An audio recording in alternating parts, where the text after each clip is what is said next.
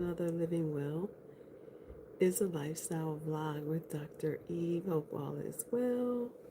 Welcome, welcome, welcome, everyone. It is time to get ready for bed, and I wanted to just come here and give a nightcap on the day. It's been an amazing day, y'all. I'm getting a lot of rest. I'm on this new journey of taking back my health at 63 and realizing that this journey is person centered and that I have to really look at the research as it applies to me because I am beyond menopause and all of those things. And so there are hormones that affect how I maintain, lose weight, and or maintain a healthy lifestyle. So it's been a really good day. For those of you who don't know, back in October, of 2025, I lost my brother. He was 63 years old. We are 9 months apart, and it really affected me, greatly. And I began to, of course, think about, wow, 63. We're 9 months apart. How could this be? He was so young. Hey, Glenn, what's happening? And so, and then immediately after that, in December, I had a hypertensive event. Things were happening in my body that I didn't understand. Um, my numbers were up. Things were kind of just getting stress, oxidative stress on the heart. Just so many things were going on, rising numbers in my glucose. And so there were things affecting that, but I never saw it coming. How about that? Do you know how many people are living every day with creeping numbers that will eventually lead to type 2 diabetes because they didn't know? They didn't know what that meant. They didn't know where those things came from. They aren't aware of their numbers. Most of you know me as the lady who grows. Yes, I am all things living well on this channel as I grow food and I teach about living well from the soil up. Thank you so much. Thank you so much. I am vying to get to the 100 plus club. Okay, but I'm 63, and some things that I'm doing this week. Things are going well, by the way. This is day 44. Day 44 of a regimen that I am doing to really uh, build my endurance and my health and get my weight to a really good place. And I am, doing a lot of interventions, seeing what works for me, looking at the research, what works and what doesn't work for someone who's 63, a Black African American woman. Those are variables that I actually have to consider when thinking about my person centered plan. So as you begin to think about what living well looks like for you, those are some things that you need to say to yourself. Who am I? How do you identify, right? Because those things are important as you pull together a person centered infrastructure for living well. I am realizing that over the last 43 days that I just have not been getting enough protein. There is actually, I'm looking at this app because I joined Weight Watchers and I'm glad I did because the app actually gives me, let me pull it up. It actually gives me based on my goal weight, which is 155. So I have about 37 pounds to lose. Um, but it allows me to enter my food into the app, have a food log, right? It allows me to track my meals. It gives me a point system, right? A number of points that I can use in a day. But, however, I don't want to use the weeklies. I really want to maintain a calorie deficit because I believe that because I am a very active, I'm not sedentary. I'm a gardener, I'm a researcher. I'm always in the field. I'm always growing. I'm always planting. I'm always doing. I'm always on my feet, right? So I'm not sedentary.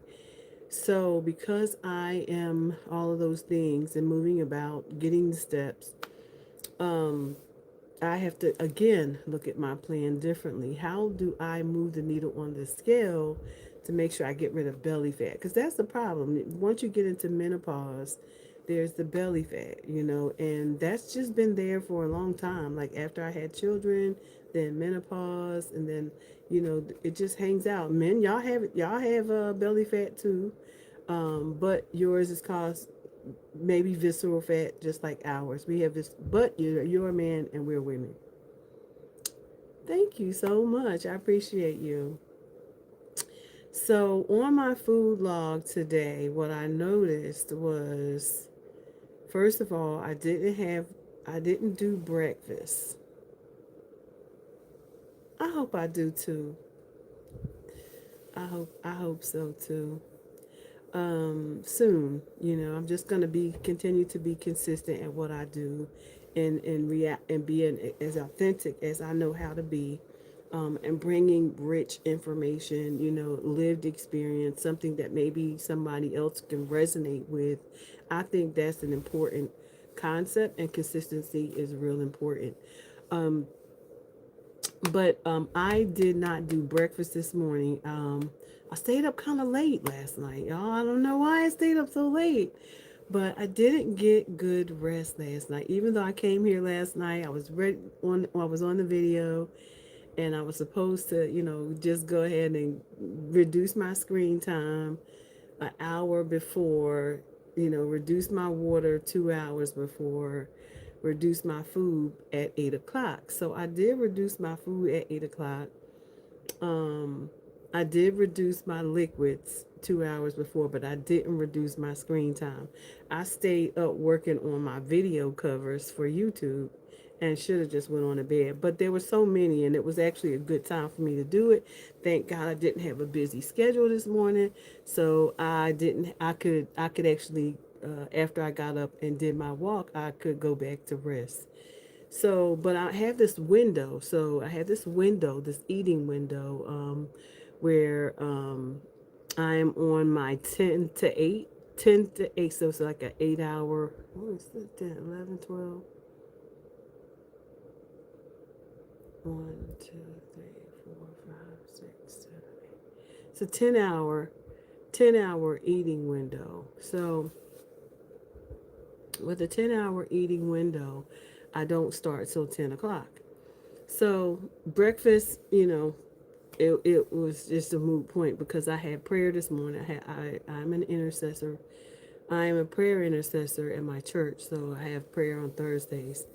Um, and so because that went on until about 11:30, I missed my jump start of eating at 10 o'clock. So everything was a little off today, and sometimes you'll have those days where things will get a little off. Thank you. I'm praying for that, hitting 1 million subscribers. Thank you so much. I'm praying for that. If that's what God sees in my future, as long as I'm doing His will, I agree. I accept. Okay, as long as I'm doing God's will. So anyway, I was able to get start my jump. I jump started about 12. I came back and I had so let me. I was going to tell you about this app. That's what I was really. So my first meal wasn't until around 12. And because, according to the research, I need to have carbs. I'm not hitting my macronutrients. And your macronutrients are the nutrients that you absolutely need to achieve your goals, your macros and nutrients. So my protein is range is 87 to 130 grams. I haven't hit that. I didn't hit that at lunchtime. You're supposed to do that with, I think you're supposed to do that with each meal. Oh, no. in full, your daily summary. So in my daily summary, I'm supposed to have 87 to 139 grams of protein. And I'm not hitting that. And so I had to figure out, well, how do I get more protein without eating a bunch of meat? Because I don't like to eat a lot of meat either. So, um, but you can get it in other foods like your lentils and your beans and things like that. But I don't didn't want beans for breakfast, although it just wasn't my mood, right? So, and then another macro nutrient is my carbs. You have to have your carbs need to be my carbs. See, because we're different, you will have your own plan. I have mine. Is 138 to 199 grams. Well, I still only got to 118. It was just stigma in my mind about carbs that, carbs are bad. I've always been taught that they were bad, but I know that there are healthy carbs too. There are complex carbohydrates that come through and by also through your vegetables.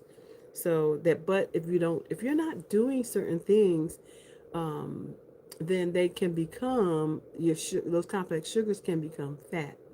So, but because I am following an exercise regimen as well, I need to get these carbs, right? I need to get this protein. Now, what is overkill was my fats. So I'm supposed to have 27 to 48, but it says I had 77 grams. And I know where it comes from because it comes from me using olive oil, extra virgin olive oil to cook my eggs, to cook my potatoes. I just used those, but it was a healthy fat. So it wasn't a bad fat. It wasn't like a seed oil. It was a good fat. Another area macronutrient that's important is your fiber, and and I'm supposed to get at least 25 grams, and I only got 8 today. So I have to work on some things, because the macronutrients are important to my goal. My sodium needed to be under 2300. Well, I did that. 1475 milligrams. So I'm under on that. So it's important to have a plan. When you have a plan, then you can look at those things. And I'm so glad that I stumbled upon Weight Watchers. I was a part of Weight Watchers many, many years ago as a teen, as a young adult, because I was obsessive about my weight, dangerously obsessive about it, to the point of anorexia, bulimia, and I don't have any clue why, because I was not very large at all. But I don't know. I just had this thing about the America's idea of beauty. You understand what I'm saying? But anyway, I got over that. But then there was the total calories. My calories has to be between 1200 and 1325. Well, for the first time in 44 days, my calories went over. I had maintained a calorie deficit, even though that's still a calorie deficit. It's not as large of one, is still a calorie deficit. So what I had to do when I realized that I went over, I went and walked another 2.5 miles on my treadmill, because what we not going to do is stand the risk of messing up my progress.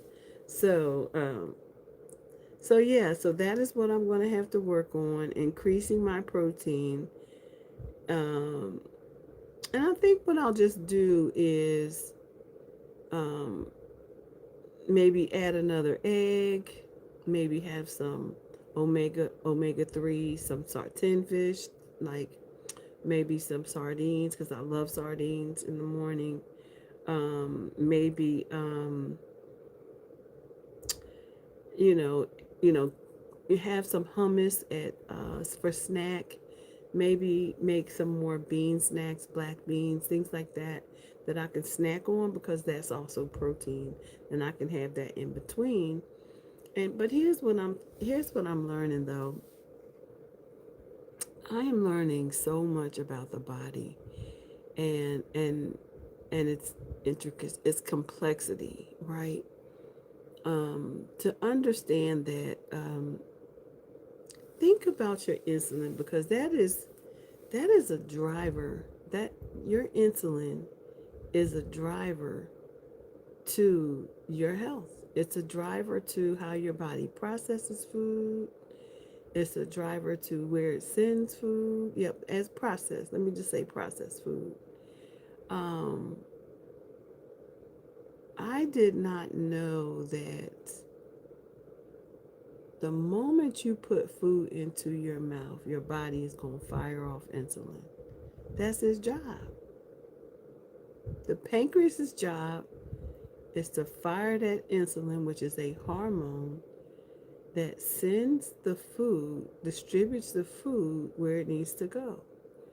Now, when that food enters the body, it should do three things: liver, brain, liver, brain, liver, brain, and muscle. Okay? That is what it should, that's where it should go. Your muscle, that's where it should go.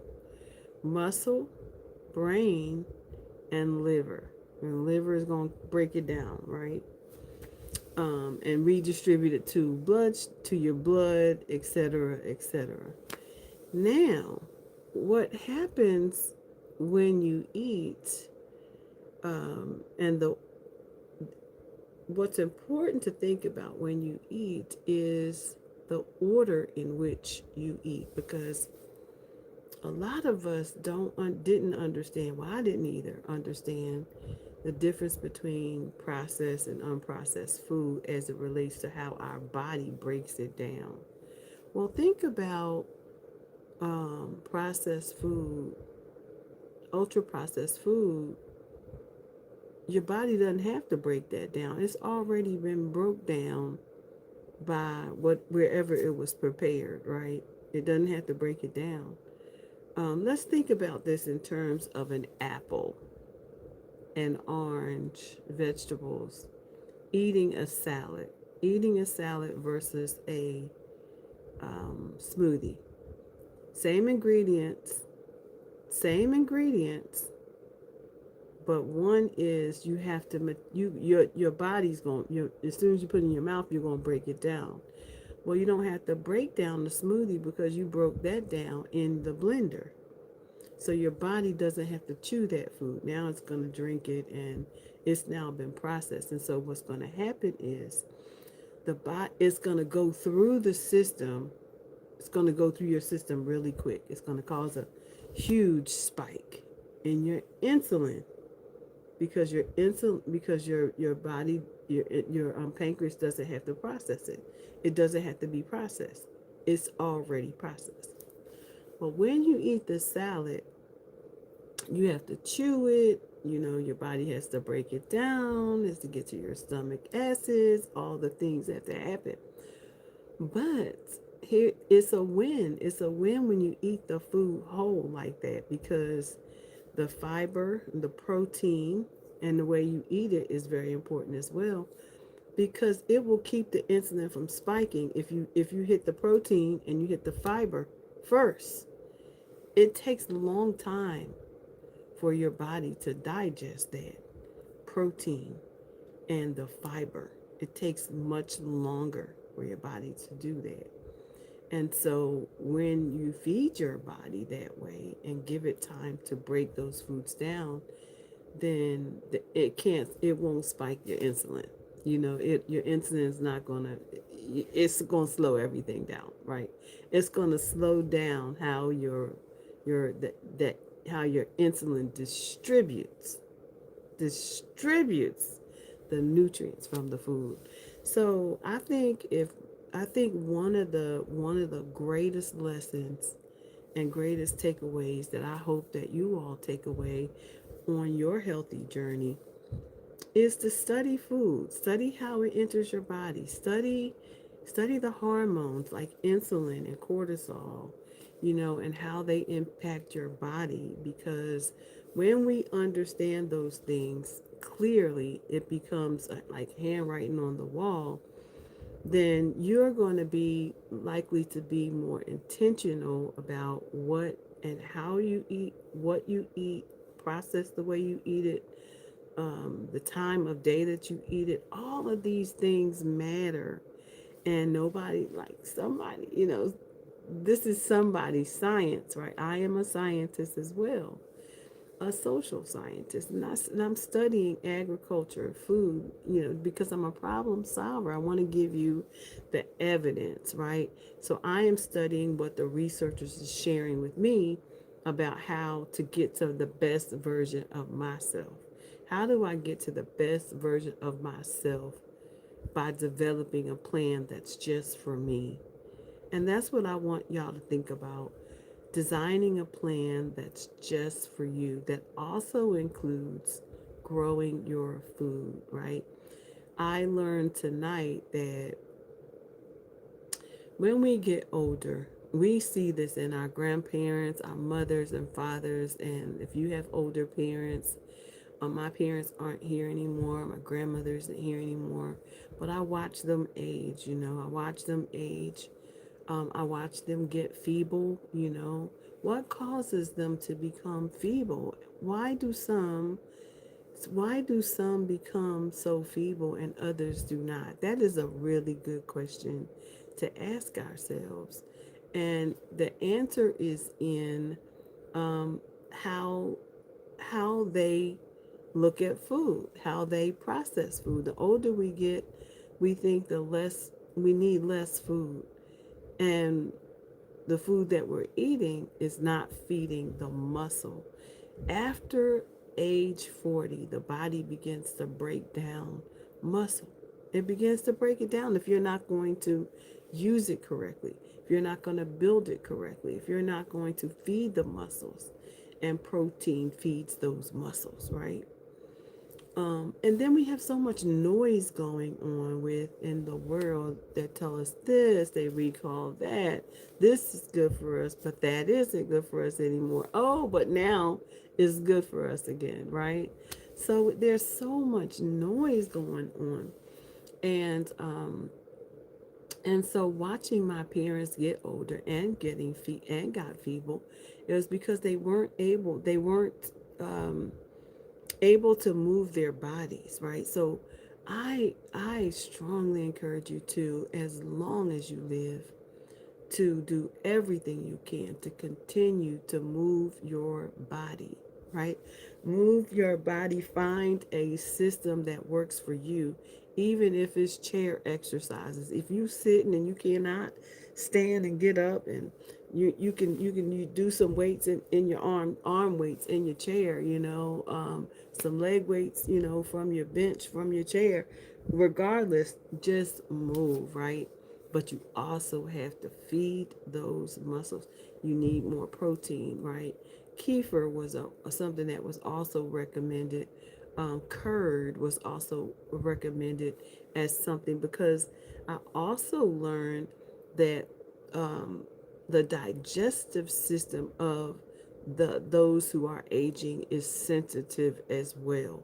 And so since that is the case, which is why many older people do not like to eat heavy, because they have a hard time processing the food. But we still got to feed it, y'all. We still have to give it what it needs. So what would be one thing that I would want you to take away from this video is number one, know your numbers. Okay. Be aware of yourself, where you are, your age, your sensitivities, your functionality, um, what's your goal, right? And so my goal is to be the best version of myself, and two, to not be not a victim but a casualty. My goal is not to be a casualty of chronic illness, not necessarily lose weight, not to be a casualty of crime. I don't want to be sick. I don't want diabetes. I don't want hypertension. I don't want fatty liver. I don't want any of these things. I do not want dis-ease. I want to live out my life in an abundant way. And so that is the goal for me, is to be able to live a long and healthy life as long as God sees naturally possible for me to live. And it should be your goal as well. It literally should be your goal as well. So let us begin to really think about where you are in your life. How old are you? What are your variables associated with? What is your goal? Your goal for your life, for being the best version of yourself. Where are you now? Do a careful assessment. One of the things that I am doing with my Living Well is a lifestyle project. I'm gonna share some things that I ask my friends, because, or how do I classify them? Those who are in community with me. I did an assessment, and I'll give you some of the things that you should be thinking about when you are um, beginning to develop a plan for yourself. You want to do a an assessment, your risk assessment. So some of the questions that I ask, let me see, where is it? Is it not here? Let me see. Hold on. Let me see. Look at some other areas, because it is definitely here.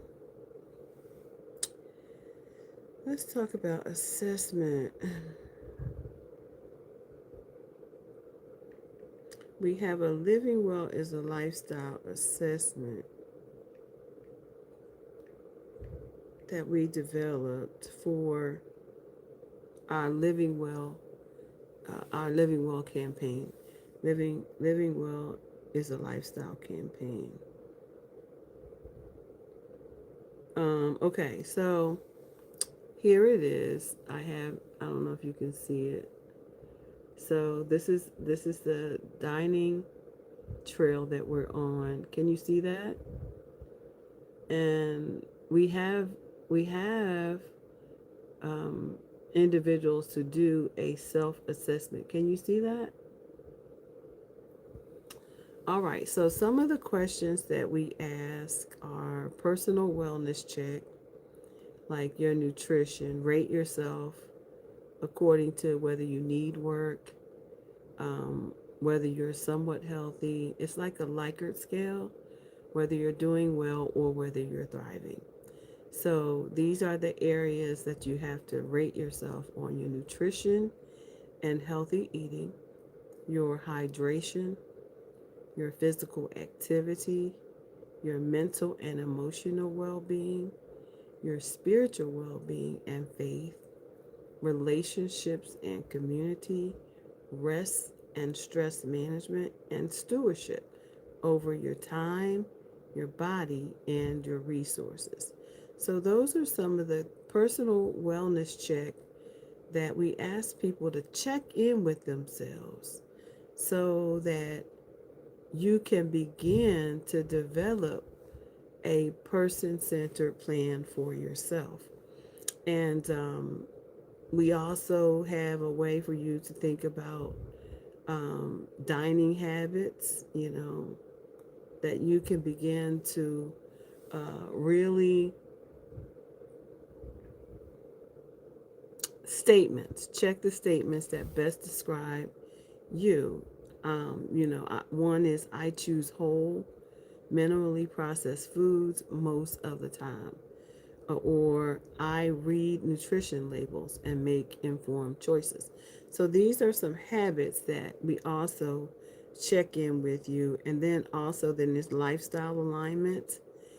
How aligned are you with the mission of living well, body, mind, and spirit, based on what you know about our mission, our vision and our values? How aligned are you with those things? Because it gets you to begin thinking about, well, I like this campaign. I like this, the mission, vision, and values of living well as a lifestyle that you get to cultivate, right? About the purpose and the impact. But am I aligned? How aligned am I to this already? So it kind of helps you gauge where you are and how far you have to go to be in charge of your life, right? So I love that many people are already doing this living well, the self-assessment. And so, yeah, I encourage you, if this is something that you want to do, to begin thinking about and joining us on the Living Well is a Lifestyle campaign, then click the link in the description box and it's going to take you directly to my website where you can go ahead and join the campaign. I usually will send out letters once once an evening. I will follow up with those who join, and then we will get you to the assessments and all the things to get you started. But yeah, it's we are out of time.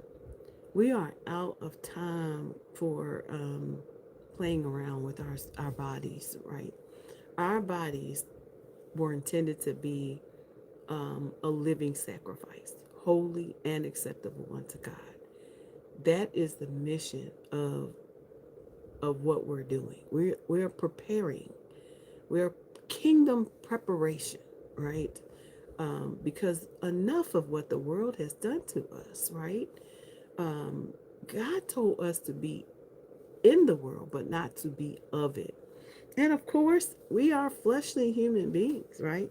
We live in this flesh every day that thwarts us, that keeps us craving and desiring and all the things. And we have to bring it under submission every single day. We have to, because there's always going to be something right there to entice you to go the other way.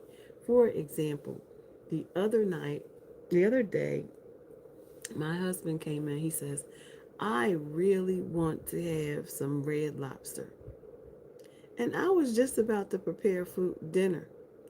And automatically my brain said, I think I would like that too. But then I just stood there.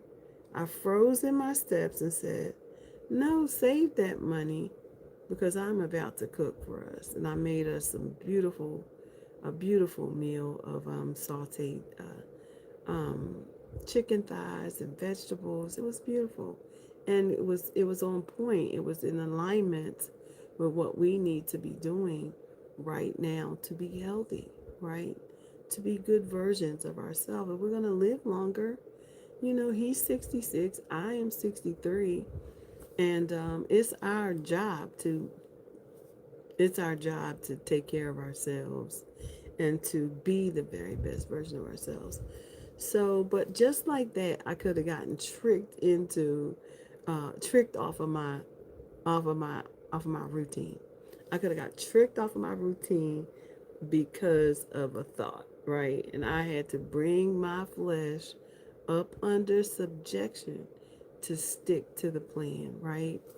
So those are some things maybe I hope that you enjoyed this video, that you have some takeaways, and that also, if you would like this assessment and you would like to also join us on the trail, whether you are local or global,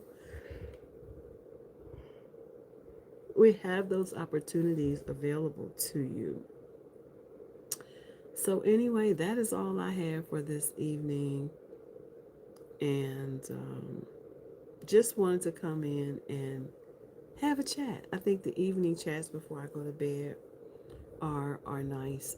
They give me a chance to reflect on my day, and think about ways that not only can I learn from what went on in my day, but how can I help someone else with, the things that I endured during the day. And so, part of what we recap today, part of what are you getting? Do you have a plan? Do you have, what's your goal in being the name of this video? What is your goal in being the best version of yourself? How will you get there? What's the goal for you, and how will you get there, right? And then, what's your plan? We talked about macronutrients and how you have to, make sure that you're getting the proper nutrients based on your numbers. Remember, this has to be person centered. No one person is the same. And so that has to be understood, that we're not all the same. So I am just excited to be on this journey with all of you. If you would like to learn more about and join our campaign, which is our Living Well is a Lifestyle campaign, then please click the link in the description box and join. Join the global community from wherever you are. Make sure you tell us where you are, and then we'll send you the assessment, get you started, and you can join one of our meetings online if you are global. If I'm in your area, I will be pulling people from that area so we can have a meetup. There's going to be a lot of opportunity for us to grow together, and I want us um, to go ahead and get in alignment, because the Father is waiting on us. He is waiting for us to be in good health, to be in good standing, so that we are prepared to live a life that is without sickness, a life that is without dis-ease, because dis-ease can come in so many forms. All right. I'm Dr. Eve, everyone. I hope that you enjoyed the video. Welcome to the community. Make sure that you are subscribed so that you can get community information within the community. And until next time, bye for now.